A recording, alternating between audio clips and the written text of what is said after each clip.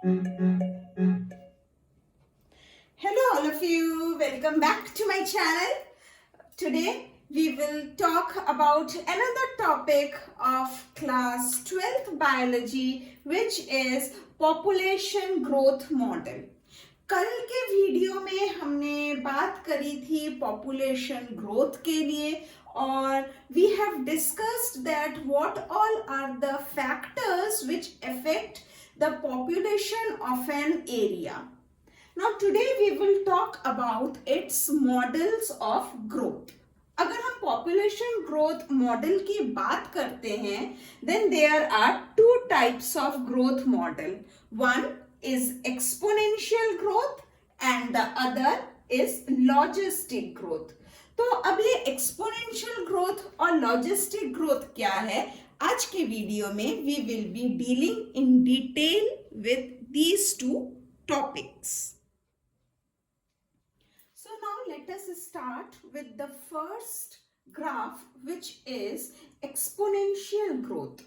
Now exponential growth is also called as geometric growth. अब ये exponential growth क्या कहता है, ये डार्विन ने दिया था और अकॉर्डिंग टू डार्विन अगर किसी भी हैबिटेट में मींस ड्वेलिंग प्लेस मतलब जहां पे कोई रह रहा हो, अगर किसी भी हैबिटेट में अगर अनलिमिटेड रिसोर्सेज हैं, रिसोर्सेज का मतलब दो चीजें, पहला food and the second resource which we talk about is space.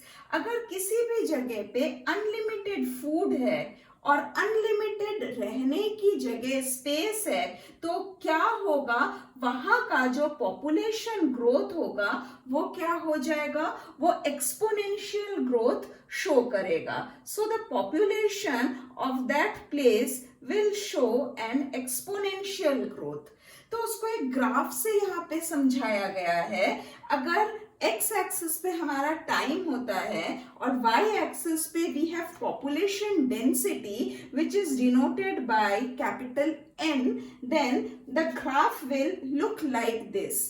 क्या हो रहा है, जैसे जैसे टाइम बीत रहा है वैसे वैसे क्या हो रहा है, पॉपुलेशन डेंसिटी भी बढ़ती चली जा रही है, जबकि population density started with 0 when the time was also 0. इसी बात को एक रिएक्शन या फॉर्मूले से भी एक्सप्लेन किया गया है, dn अपॉन dt. मतलब डिफरेंशियल अगर हम पॉपुलेशन डेंसिटी वर्सेस टाइम को अगर हम लेते हैं, मतलब किसी भी जगह का पॉपुलेशन किस तरह से घट रहा है या बढ़ रहा है इन डिपेंडेंस टू अगर हम वहां के टाइम का लेते हैं, then we will find that b is here the birth rate, d is here the death rate and n is the population density. तो क्या आ जाएगा, बर्थ रेट को डेथ रेट से माइनस करके अगर हम उसके पॉपुलेशन प्रेजेंट पॉपुलेशन से मल्टीप्लाई करते हैं, then we get the formula for population density. अब यहाँ पे एक चीज जो आपको समझ में रखनी, याद रखनी है बच्चों, वो ये है कि कभी भी इस फॉर्मूले पे अप्लाइड न्यूमेरिकल्स नहीं आते हैं. आता क्या है, ये ग्राफ बनाने को आएगा, डिस्क्राइब करने को आएगा, फॉर्मूला लिखने को भी आ सकता है, but as such solving of numericals based on this formula are never asked in CBSE board examinations, right? Let us now switch to another or the second type of growth curve, which is logistic growth.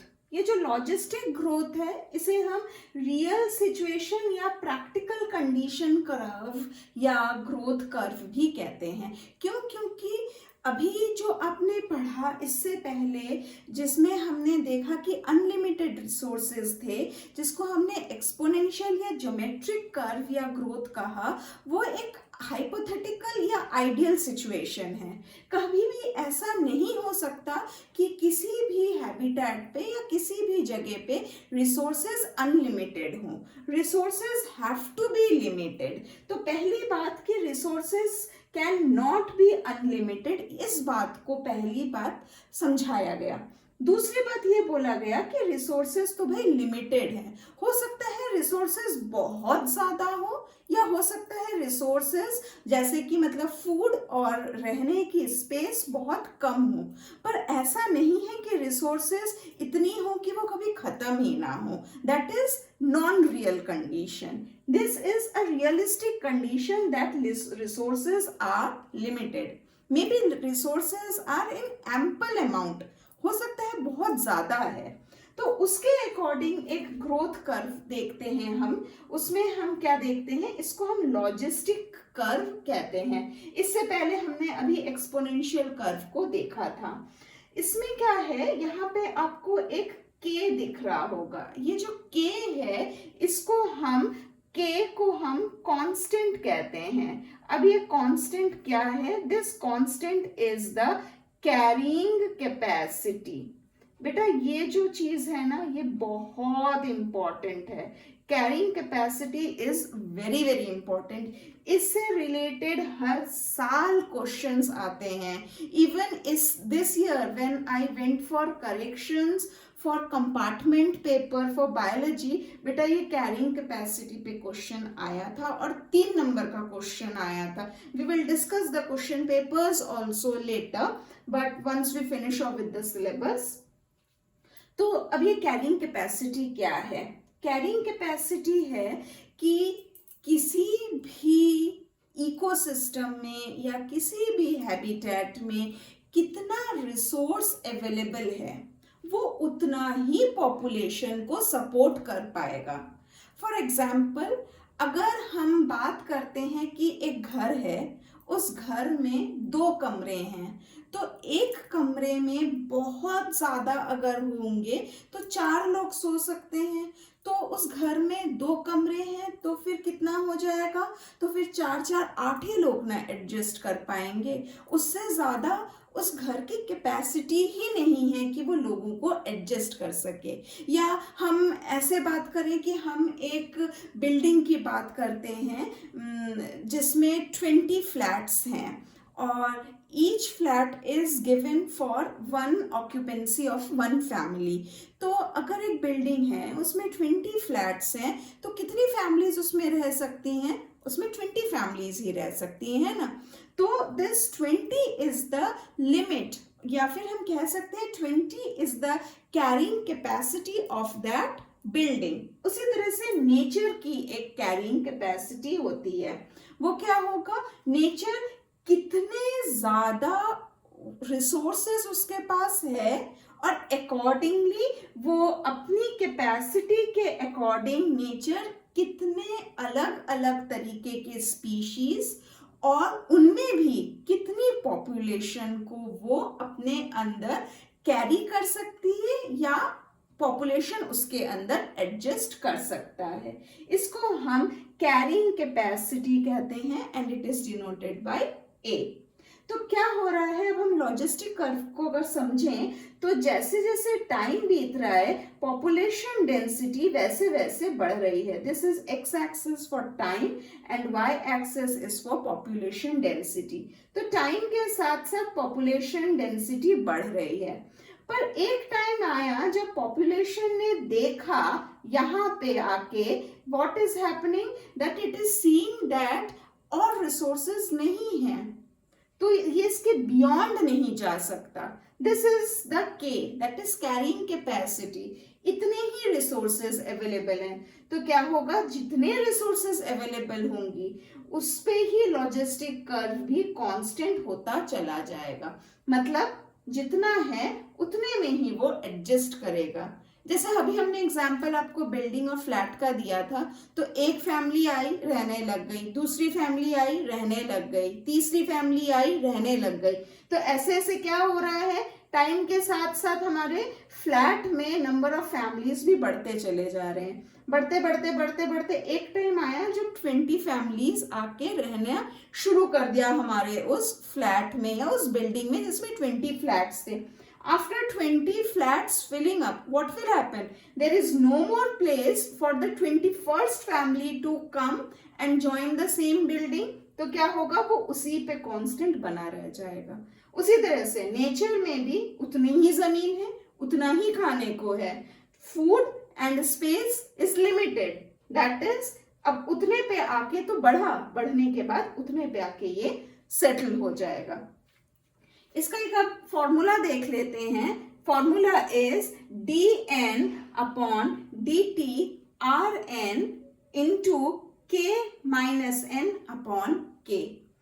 यहाँ पे r क्या है, r is the intrinsic growth, मतलब intrinsic growth of the population. मतलब क्या हो रहा है, सिर्फ बाहर से ही लोग तो नहीं आ रहे हैं, इस जो पॉपुलेशन है वहां पे भी अपना भी पॉपुलेशन बढ़ रही है, दैट इज वहां पे बाय बर्थ पॉपुलेशन जो बढ़ रही है उसको हम इंट्रिंसिक ग्रोथ कहेंगे।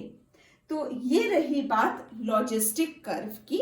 अगेन लॉजिस्टिक कर्व के भी इक्वेशन की अगर हम बात करें, again no numericals as such on this, equations are asked in CBSE। आता क्या है, ग्राफ आएगा बनाने को, रिएक्शन या फॉर्मूला लिखने को आएगा, इसका एक्सप्लेनेशन आएगा, that's it. This was all about population growth model. आज हमने दो मॉडल्स देखे, लॉजिस्टिक ग्रोथ कर्व को समझा और एक्सपोनेंशियल ग्रोथ कर्व को समझा। अगर कहीं पे आप लोगों को ऐसा लग रहा है कि मेरी वीडियोस आपको अच्छी लग रही हैं, then do hit a like option. अगर आपको लगता है कि मेरी वीडियोस आपके फ्रेंड्स को भी देखनी चाहिए, they should also be benefited, then hit the subscribe option and share option, because every day I am uploading fresh videos to help you out students. Again I will say that sharing is caring. हम जितना share करेंगे हमारी knowledge उतनी ही बढ़ेगी, क्योंकि हम यहाँ पे नॉलेज शेयर कर रहे हैं। So with this note, I'll see off today. Happy sharing, happy subscribing, happy studying, and top of it, stay happy. Bye-bye.